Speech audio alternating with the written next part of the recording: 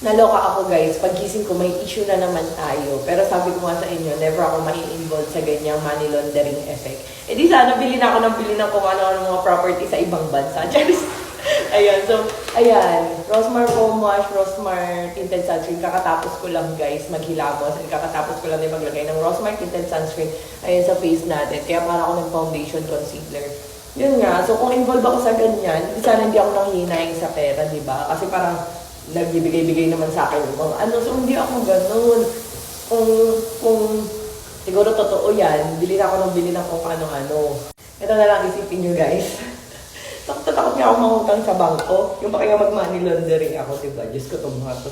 Ayan, Rosmar Deal. Hanapin nyo may hologram. Pag wala peke yun, hindi po puti yung kilikili nyo ng ganyan. Kapag walang hologram yung binili nyo. Kasi may puti-puti sa ilalim. Kasi ibig sabihin peke yun. Ayun. So ayun. Basta hindi ako kasama sa ganyang mga bagay. Never ako may involved sa ganyan. Eh, kahit nga palagi na lang ako ini-issue. Kita nyo naman guys. Yung way of living namin ng pamilya ko, saktuhan lang. Yung saktong nabibili yung mga gusto, pero hindi over-over, di ba? Ayan. Gising na lang ako, may issue na naman ako. Saka sabi ko nga sa inyo, never para ipakain sa pamilya ang galing sa masamang paraan. And syempre, di ba guys, sabi nga, walang lihim na hindi nabubunutan. Eh, magagaganyan ako. Tapos in the future, mabibisto rin ako. Nakakahiya kayo. Ayan. Tingnan nyo. Never mangyayari yan sa akin na ma-issue ako sa ganyan. Ay kaya masabi ko nga dati, kung napatunayan nyo na nagaganyan ako, nga nila rin Kimberly, eh bibigyan ko kayo ng 1,000,000. Kung may makapagpatunay sa inyo. Kasi alam niyo guys, ang daming issue na binabato sa akin. Di talaga ako kasama sa mga ganyan.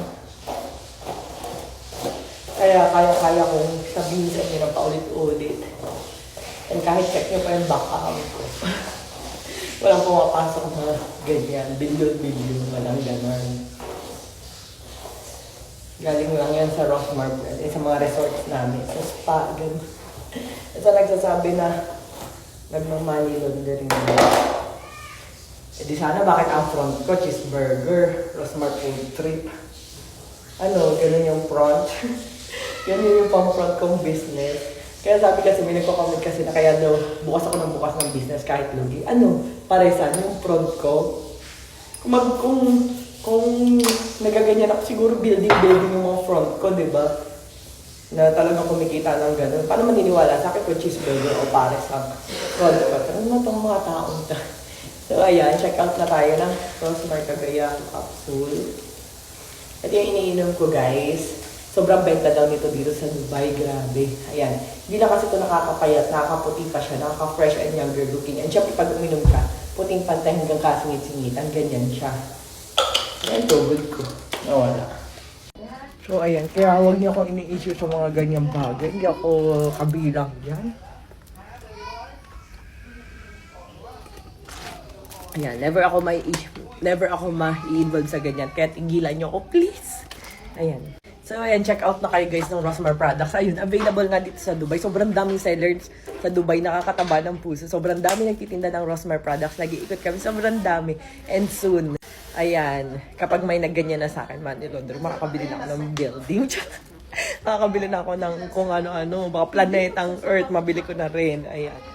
Pero hanggang ngayon, ayan, tingin-tingin lang muna tayo sa mga Dubai. At tulad nga nasabi ko sa inyo, wala tayong mga investor, ganun. Ako lang mismo yung sa Rosmar Brand, kami lang mag-asawa. Kasi takot ako sa ganyan, mag-i-invest sa akin, tapos pag hindi kumita, sisisihin ako, kakasuhan ako. No! Ito pa ha. And meron nga nag-i-issue sa akin. Wait lang, ang dilim kasi sobra. Meron pa isang issue na hindi daw ako nagbabayad sa Manuf. Sa Manuf ko daw, kaya daw may mga parang utang-utang sa iba, ganun. Guys, ito yung sasabihin ko sa inyo. Sa Manuf ko, nung sobrang lakas ng Rosmar Brand way back 2022, advance payment ako lagi, like parang 6 million advance payment, 9 million advance payment. Kasi nga sobrang lakas, kailangan ko ng sobrang daming stocks, ganyan, mga Rosmar Rejuve set natin, ganyan. Tapos ngayon guys, never ako pa rin nagka-utang. As in, pag-deliver, ma-late man ako ng bayad, mga 1 to 2 days lang. Bakit? Kasi minsan aabutan ng Sabado-Linggo. Tapos Monday ako magbabayad kasi may bangko na ganun. So, ganun lang tayo madelay mag-payment. So, hindi totoo yung mga issue na hindi daw ako nagbabayad sa manuf ko. Kaya hindi sila nakakabayad sa supplier. So, cleaner ko na rin yan. And chinat ko na rin yung manuf ko. Sabi ko, bakit ako yung ginagawa niyong dahilan? Eh, lagi naman akong bayad. Sabi ko, girl, never naman ako nangutang. Yung ultimo nga sa bangko, di ba, di nga tayo nangutang. Kasi takot ko dun sa mga palabas, yung mga Mara Clara before na, uy, mga gamit, ba't nyo kinukuha yun? Ay, ganun, sa bangko-bangko, ganyan. So, kaya wala tayong utang hanggang ngayon sa mga bangko-bangko. Ayan, di ako nangungutang dun. So, ayan, sinita ko nga, sabi ko, bakit ako nirarason yun? Tapos sabi nila lang, kasi may naniningil daw sa kanila before, tapos parang, sinagot lang daw nila na, ma'am, babayaran kita ganito kasi hindi pa nabayad ni Ma'am Rosmar. Kasi nga, parang Sabado o Linggo yun. So, yun yung pinagsabi sa akin. Yun yung reason nila sa akin kung ba't nagamit yung pangalan ko. So, anyway, sa lahat ng gumagamit ng pangalan ko, gusto ko ma-clear sa inyo na wala po akong utang kahit kaninong manufacturer kasi napaka-good payer ko kahit anong supplier. Minsan nga advance payment pa. Hindi ako sanay nang may utang. Guys, hindi ako makakatulog. Kahit, kanyari mangutang lang ako ng 1K kahit kanino ngayon. Ako, babayaran ko talaga agad. Minsan nga sobra-sobra pa pag binalik ko. So, yun. Wala pa akong utang. And, syempre, kaya ko namang patunayan yan na cleared ako sa lahat. So, ayun. Huwag nyo na lang ako isama sa issue na nanahimik ako.